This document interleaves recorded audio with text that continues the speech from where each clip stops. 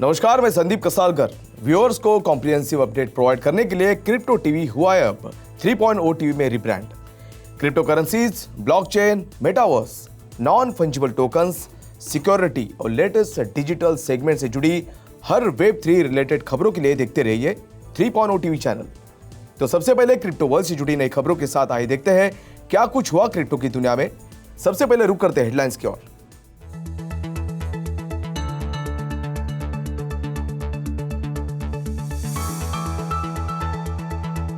आर्थिक संकट के चलते फिसली क्रिप्टो करेंसी, $23,000 के इर्द गिर्द रहा बिटकॉइन। क्रिप्टो एक्सचेंज वजीरेक्स ने मनी लॉन्ड्रिंग जांच रिपोर्ट की खबरों को ठहराया गलत। ब्लैक रॉक के बीच कॉइनबेस डील के जरिए इंस्टीट्यूशनल क्लाइंट्स को देंगे क्रिप्टो एक्सेस।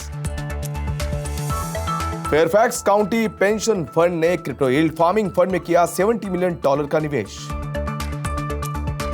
चैनलिसिस रिपोर्ट्स के मुताबिक इस साल क्रॉस चेन ब्रीच हैक्स में हुई $2 बिलियन की चोरी।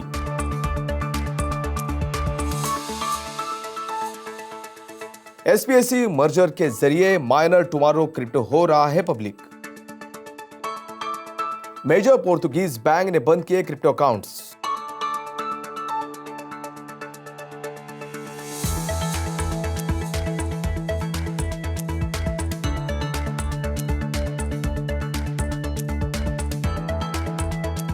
अब देखते हैं खबरें विस्तार से। यूएस जॉबलेस क्लेम्स के बढ़ने और स्टॉक में उतार चढ़ाव के कारण क्रिप्टो करेंसी में गुरुवार को हल्की गिरावट देखने मिली। वहीं बिटकॉइन में $23,000 के करीब उतार चढ़ाव देखा गया। डेटा के बाद यूएस स्टॉक्स में गिरावट आई, जिसमें देखा गया कि अनएम्प्लॉयमेंट बेनिफिट के लिए वर्कर्स फाइलिंग पिछले सप्ताह बढ़ा, जो साल के हाईएस्ट लेवल के करीब थे। ऐसे में ब्रॉडर मार्केट S&P 500 इंडेक्स को 0.1% नीचे, जबकि टेक हैवी नैस्डैक फ्यूचर्स को अर्ली ट्रेड्स में 0.3% ऊपर जाते हुए देखा गया। इकोनॉमिक ग्रोथ मोमेंटम पर मंदी की चिंताओं के बीच दुनिया भर के मार्केट्स में अस्थिरता बनी हुई है। यूएस गवर्नमेंट के बॉन्ड्स 2 दिनों के ट्रेड्स के बाद गिर गए, जबकि डॉलर करेंसीज के मुकाबले कमजोर हो गया और गोल्ड की प्राइस बढ़ी।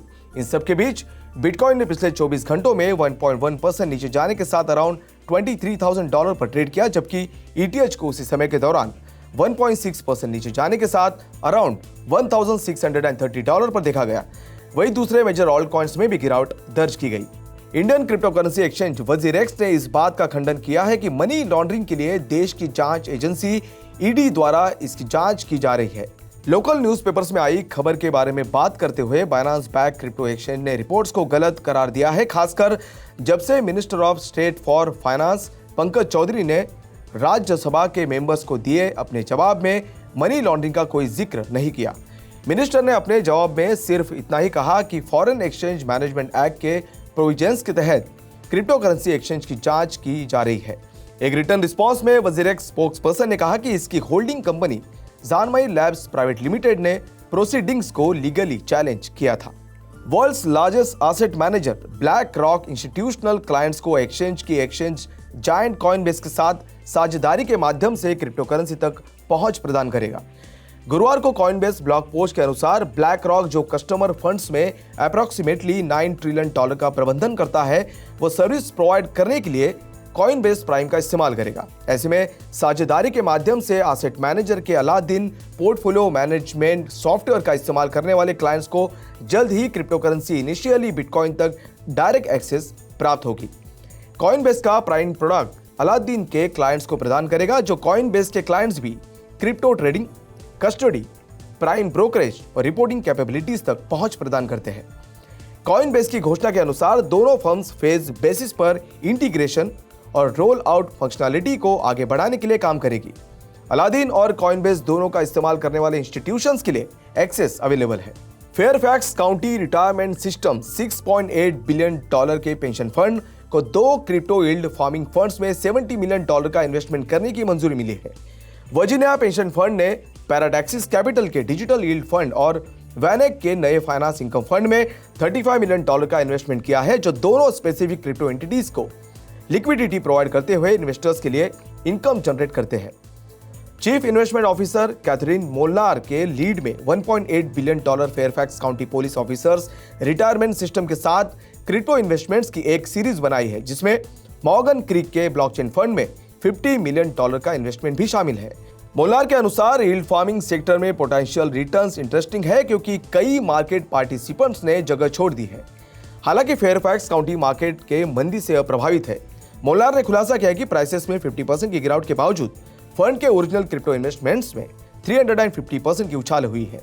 ब्लॉकचेन एनालिटिक्स कंपनी चैनलिसिस का मानना है कि इस साल के $190 मिलियन नोमाड ब्रिज एक्सप्लॉइट सहित इस साल अकेले क्रॉस चेन ब्रिज से $2 बिलियन मूल्य की क्रिप्टो करेंसी को चुरा लिया गया है। क्रॉस चेन ब्रिजेस की सिक्योरिटी वल्नरेबिलिटीज का आकलन करने वाली एक रिपोर्ट में चैनलिसिस ने अनुमान लगाया कि इस तरह के हैक इस साल सभी चोरी किए गए क्रिप्टो फंड्स का 69% हिस्सा है। चैनलिसिस के अनुसार क्रॉस चेन ब्रिज की अंडरलाइन टेक्नोलॉजी अभी भी अपनी इन्फेंसी में है। कई नए मॉडल्स का परीक्षण किया जा रहा है जिससे यह अटैक की चपेट में आ गया है। रॉनिन ब्रिज एक्सप्लॉइट और इस हफ्ते का नोमाड ब्रिज हैक इस साल 13 क्रॉस चेन अटैक्स में 2 मोस्ट नोटेबल थे। रिपोर्ट्स के अनुसार ब्रिजेस एक अपीलिंग टारगेट है क्योंकि वे अक्सर फंड्स के लिए एक सेंट्रल स्टोरेज पॉइंट शामिल करते हैं जो रिसीविंग ब्लॉकचेन पर ब्रीज्ड एसेट्स का समर्थन करते हैं। टुमारो क्रिप्टो, बिटकॉइन यानी BTC और ईथर यानी ETH mining infrastructure company Nasdaq listed blank cheque firm global link investment GLLI के साथ प्रपोज मर्जर के जरिए पब्लिक होने का अटेम्प्ट कर रही है। 4 अगस्त की SEC फाइलिंग के अनुसार propose merger values tomorrow crypto $310 million है जो स्टॉक होल्डर्स और रेगुलेटरी अप्रूवल के अधीन Q4 2022 में बंद होने की उम्मीद है।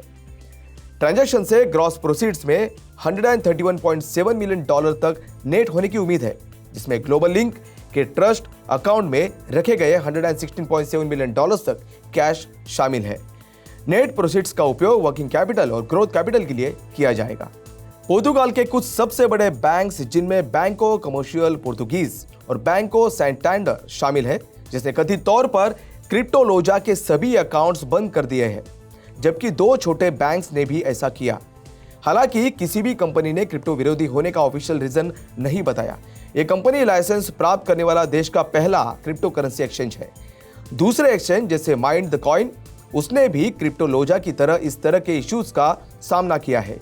इस तरह से ये 2022 की शुरुआत में बंद कर दिया गया था और तब से ये क्लाइंट्स के लिए अकाउंट्स ओपन करने में असमर्थ रहा है। चीफ प्रोडक्ट ऑफिसर रिकार्डो फिलिपी के अनुसार रेगुलेटर्स ने ल्यूसो डिजिटल एसेट्स के कुछ अकाउंट्स भी बंद कर दिए हैं। एंटी मनी लॉन्ड्रिंग पॉलिसीज और क्रिमिनल एक्टिविटीज में डिजिटल करेंसीज के इस्तेमाल पर प्रोहिबिशन बैंक्स के डिसीजन के कारणों में से एक हो सकता है। बैंको कमर्शियल ने एक ईमेल किए गए स्टेटमेंट में बताया कि जब भी वो सस्पिशियस ट्रांजैक्शंस के बारे में जानता है तब वो सावधानपूर्वक कदम उठाता है। क्रिप्टोलोजा के CEO और को-फाउंडर पेड्रो बोजेस के अनुसार उनके एक्सचेंज के ऑपरेशंस को अब पोर्तुगाल के बाहर के अकाउंट्स पर निर्भर होना चाहिए। उन्होंने कहा कि सभी कॉम्प्लायंस और रिपोर्टिंग प्रोसीजर्स को फॉलो किया गया था। तो आज के लिए बस इतना ही। क्रिप्टो वर्ल्ड से जुड़ी नई खबरों के साथ बने रहिए 3.0 टीवी के साथ। तब तक के लिए मैं संदीप कसालकर आपसे विदा लेता हूं। नमस्कार।